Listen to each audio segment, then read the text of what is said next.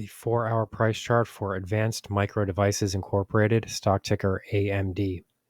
So as we can see here, AMD shares are once again falling through the floor. This is a tremendous move to the downside that really is occurring, uh, you know, eh, eh, with a whipsaw type of characteristic here. We're really seeing a lot of price movements in both directions, and some of these instances of reversal have occurred in conjunction with some fairly major economic reports that have been released throughout the technology space. So with this video, I'm going to sort of outline some important price zones that can be used to structure trading ideas here going forward, so that we can try to mitigate some of these losses, as well as discussing some of the reasons why I think all of this downside activity is occurring.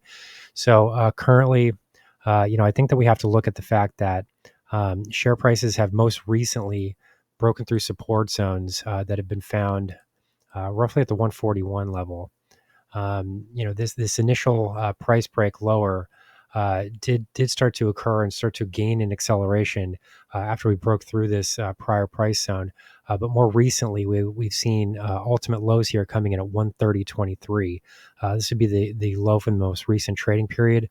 And these lows were being posted right into the closing point of that period. So, right into the end of the day, we were seeing weakness here, and then after the market closed today, we did get a very bad number from Intel, which suggested that actually the dividend is going to be cut. The dividend is going to be suspended, which is a major problem for that stock. Because that was really one of the main reasons to be holding that stock as a longer term investor. Um, Intel for a long time has been one of the best technology companies in the entire market as far as sort of rewarding investors with a dividend. You don't normally see dividend payouts with technology stocks. For the most part, tech companies tend to reinvest that money rather than paying it out to shareholders. But Intel for a long time has been one of the few exceptions there. But today there was very bad news that was released along with the earnings report, which suggested that they were going to be suspending that dividend. So there is likely to be some major share price movement in that stock tomorrow. That's highly unlikely to be positive. That's going to be a major blow to people that are holding Intel shares.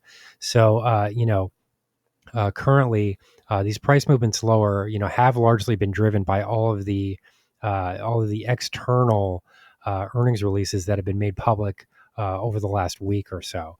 For the most part, AMD's earnings report was actually strong. The company did beat on EPS earnings per share, came in at 69 cents relative to the expectations of 68 cents.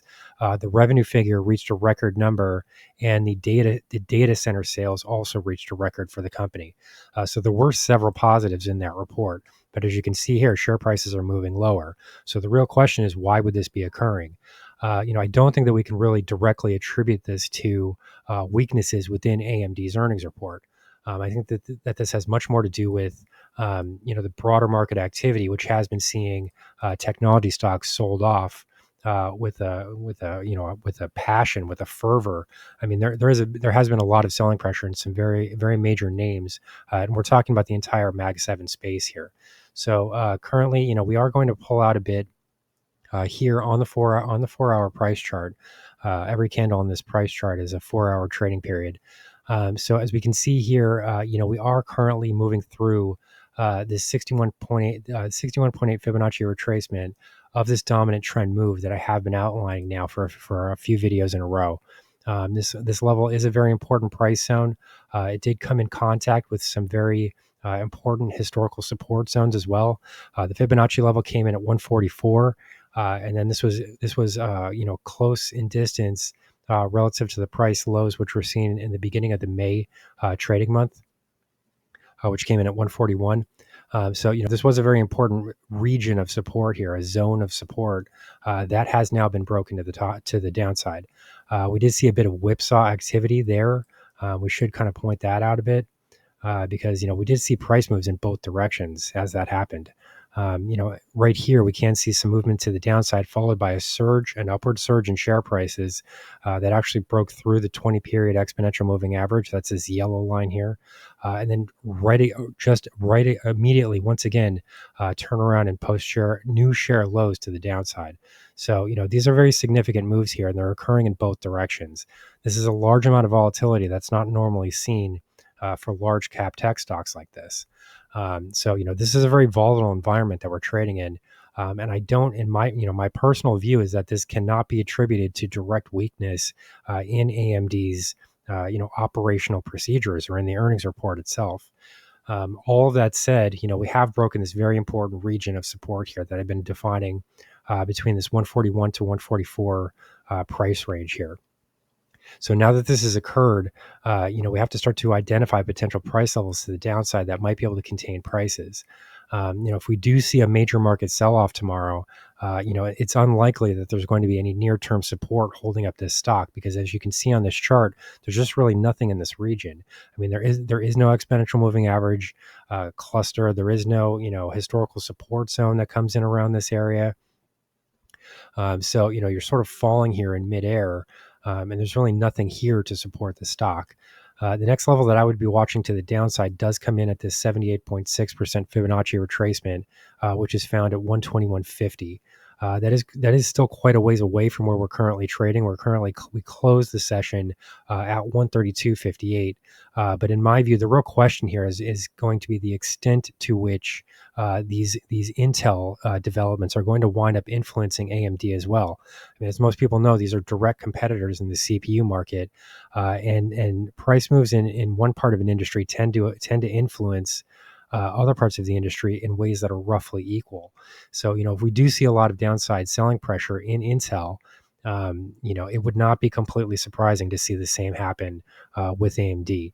The main problem here is just that we really don't have much here in the way of historical support to sort of catch prices at this point. In order for me to start to reverse the bias and to start to believe that pressure is really being taken off of the downside, I would need to see a break of 159.80. This is the level where the 200-period exponential moving average currently rests on this 4-hour chart. So this is essentially what it would take in order for us to break above the entire exponential moving average cluster. In order to do that, we're going to need to find some support here, and that's probably going to depend on a positive trading day in the markets more broadly. So here's the current market update for AMD, Advanced Micro Devices, stock ticker AMD. Our high value trading strategies membership is currently available for a limited time for only $9.99 per month. These high conviction investment strategies are characterized by superior risk to reward metrics that target massive market beating returns over time. Join now to outperform the market. Lock in this special introductory rate of just $9.99 per month for the entire lifetime of your membership, and start trading stocks with the pros.